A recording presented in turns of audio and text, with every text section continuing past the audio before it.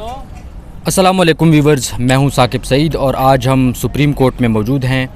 एक अहम केस की समाअत थी। अरशद शरीफ कत्ल केस पर आज सुप्रीम कोर्ट में अज़ खुद नोटिस केस के तौर पे आज उसको लिया गया और 5 रुकनी बेंच ने उस केस की समाअत की। मेरे साथ सुप्रीम कोर्ट के सीनियर सहाफ़ी जानज़ेब अब्बासी साहब मौजूद हैं। उनका वास्ट एक्सपीरियंस है। आज उनसे हम जानने की कोशिश करेंगे कि आज जो केस की समाअत हुई उसका क्रक्स हमें बयान करें और पूरे केस का जो अहवाल है वो भी हमें बयान करें। अस्सलाम वालेकुम सर। वालेकुम अस्सलाम। सर, हमारे नाज़रीन को बताइए कि फ़िलहाल आज जो केस की समाअत हुई है, सुप्रीम कोर्ट के आर्डर्स क्या हैं आज की समाअत ख़त्म होने के बाद?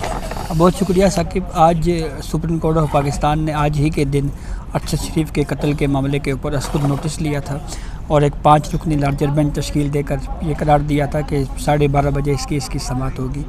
तकरीबन आधे घंटे तक ये केस चलता रहा।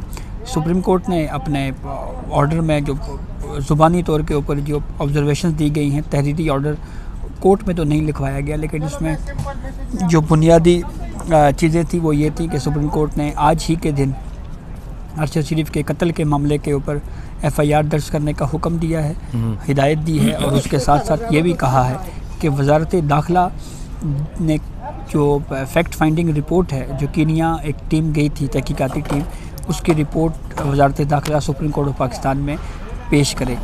चीफ जस्टिस उमर बंदयाल की सरबराही में 5 रुकनी लार्जर बेंच ने इस केस को सुना।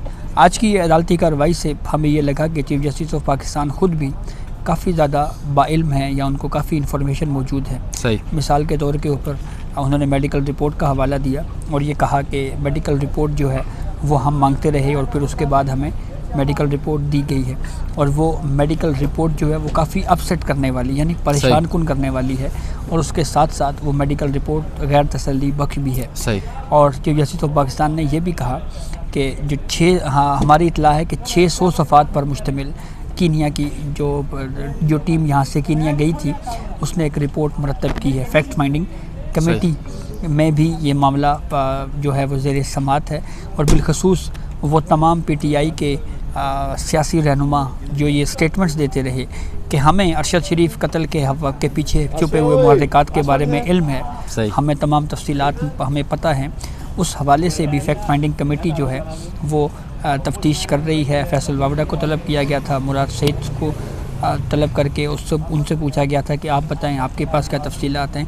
हत्ता कि जो इस केस से जुड़े हुए जो 2 बुनियादी अहम सवालात हैं कि अरशद शरीफ पाकिस्तान से बाहर क्यों गए, वो क्या हालात थे, क्या मजबूरियाँ थी, क्या वजूहात हैं, और जब बाहर गए तो वहाँ पे कहाँ पे ठहरे, किसके कहने के ऊपर दुबई से वो कीनिया गए। ये कुछ 3-4 अहम नौइयत के सवालात अपनी जगह के ऊपर मौजूद हैं जिनका जवाब हमें अब मुमकिन तौर के ऊपर सुप्रीम कोर्ट की इस अदालती कार्रवाई से ही निकल सकता है। सही। सर एक माजरत में आपकी बात काट रहा हूँ, लेकिन हमारे नाजरीन को ये बताइए, चूँकि हमारे मुल्क में आम तौर पर लोग कहते हैं कि पाकिस्तान तहरीक इंसाफ के चेयरमैन इमरान खान ने सुप्रीम कोर्ट को ख़त लिखा तो उसकी वजह से ये जो अज़ खुद नोटिस है ये लिया गया, लेकिन आज चीफ जस्टिस ने इस हवाले से कोई बात की है? देखिए, ये तो एक PTI की तरफ से अगर कोई बात कही जा रही है तो इसके बारे में अब क्या कहा जा सकता है, लेकिन चीफ जस्टिस ऑफ पाकिस्तान ने ये वजाहत दी है। अब मालूम नहीं है कि चीफ जस्टिस ऑफ पाकिस्तान साहब को ये वजाहत देने की ज़रूरत क्यों पेश आई। तो बहरहाल उन्होंने ये वजाहत दी है कि हमने तो अरशद शरीफ जो शहीद सहाफ़ी हैं उनकी वालिदा के ख़त के ऊपर हमने इस कार्रवाई को शुरू किया है और उसकी वजह से हमने इस प्रोसीडिंग का आगाज़ किया और वहाँ से ही ये प्रोसीडिंग आगे चली है। इमरान खान अपने जलसों में एक अहम स्टेटमेंट दे चुके हैं। वो ये कह चुके हैं कि अरशद शरीफ को मैंने ये मशवरा दिया था कि वो पाकिस्तान छोड़कर बैरून मुल्क चला जाए। अब उन्होंने ये मशवरा क्यों दिया, इसके पीछे वजूहात क्या हैं, और बिलखसूस ये भी इतलात हैं कि अरशद शरीफ को KP हुकूमत की तरफ से प्रोटोकॉल के साथ बादशाह खान एयरपोर्ट से बैरून मुल्क के लिए रवाना किया गया, क्योंकि यहाँ पे सहाफ़ियों के अंदर भी ये राय पाई जाती है कि अरशद शरीफ अगर पाकिस्तान में ही रहते तो उनके साथ इस तरह का सलूक नहीं किया जा सकता था, उनकी ज़िंदगी पाकिस्तान में महफूज थी। तो वो मशवरा देने वाला कौन था, वो कौन से मुहर्रिकात थे जिनके सबब अरशद शरीफ को मुल्क से बाहर जाना पड़ा, ये तमाम तर सवालात वो हैं जो सुप्रीम कोर्ट ऑफ पाकिस्तान اب اس کی اگر کھوج لگائے تو یہ تمام تر چیزیں کھل کر سامنے آ سکتی ہیں. بالخصوص جو کینیا جانے والی جو ٹیم ہے اس نے جو رپورٹ مرتب کی ہے وہ رپورٹ بھی جب آئے گی، اور اس رپورٹ کو بھی میں یہ سمجھتا ہوں کہ اس رپورٹ کو پبلک ہونا چاہیے تاکہ اس کے اوپر ڈیبیٹ ہو، میڈیا اس کے اوپر بات کرے کہ انویسٹیگیشن کس سطح پہ ہوئی، کیا ہوتا رہا. اور ہمارے کی اس کی ایک وجہ ہے رپورٹ پبلک کیے جانے کی، جو انویسٹیگیشن رپورٹ پبلک کیے جانے کی وجہ یہ ہے کہ پاکستان میں بدقسمتی سے صحافیوں کے لیے یہاں پر جتنے بھی واقعات صحافیوں پر تشدد کے واقعات ہوں یا صحافیوں کو قتل کیے جانے کے واقعات ہوں، آج تک نہ ہی کوئی کیس کنکلوڈ ہو سکا. اور بدقسمتی سے سپریم کورٹ آف پاکستان جیسا اعلیٰ سطحی فورم بھی کمیشن تو بنا دیتا تھا لیکن اس کی رپورٹس آج تک منظر عام پر نہیں آئیں. حامد میر کمیشن کی رپورٹ کے حوالے سے ہمارے سامنے ایک مثال موجود ہے. حامد میر کے اوپر قاتلانہ حملہ ہوا، سپریم کورٹ میں ایک جوڈیشل کمیشن بنایا گیا، سپریم کورٹ کے معزز 3 جج صاحبان پر مشتمل جوڈیشل کمیشن بنا، ڈے ٹو ڈے ہیئرنگز ہوتی رہیں، گواہان پیش ہوتے رہے، صحافی پیش ہوتے رہے، اپنے بیانات قلم بند کرواتے رہے. کمیشن نے اپنی کارروائی مکمل کی اور اس کے بعد اس رپورٹ کا کیا ہوا؟ وہی ہوا جو حمود الرحمان کمیشن کے ساتھ ہوا، جو ایبٹ آباد کمیشن میں ہوا.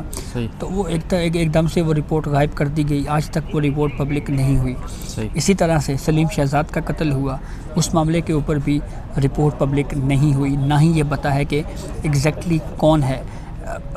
کم از کم اتنا تو ایک صحافی کا بھی یہ حق ہونا چاہیے کہ اس کا ایک ساتھی صحافی یا ان کے اہل خانہ کا جس صحافی کو قتل کیا جائے اس کے اہل خانہ کا بھی یہ حق ہے کہ کم از کم اس کو رپورٹ یا فیصلے کی صورت میں تمام حقائق اس کے سامنے آنے چاہیے کہ اصل کردار کون تھے، کون تھا جو جس نے فلاں صحافی کو قتل کیا ہے.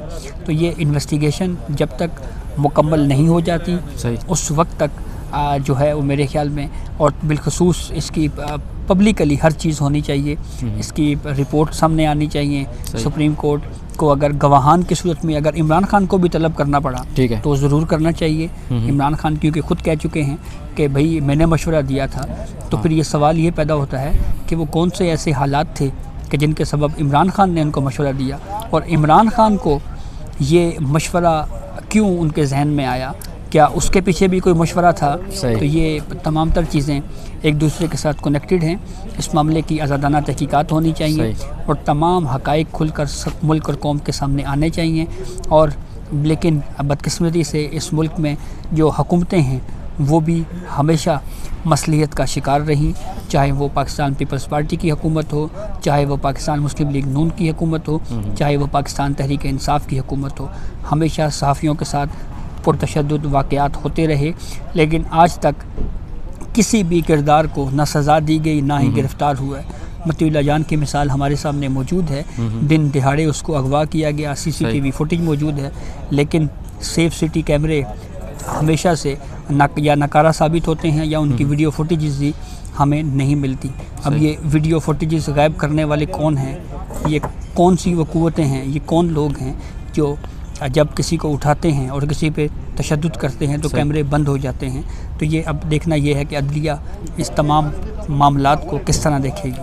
ٹھیک ہے، جیسا کہ خان صاحب نے کہا کہ میں نے 3 دفعہ ارشد شریف کو کہا. ایک دفعہ میں نے ان کو کہا کہ آپ چلے جائیں، وہ نہیں گئے. پھر میں نے دوبارہ کہا، وہ نہیں گئے. میں نے پھر تیسری دفعہ وہ اپنی تقریر میں اس بات کا ذکر کر چکے ہیں.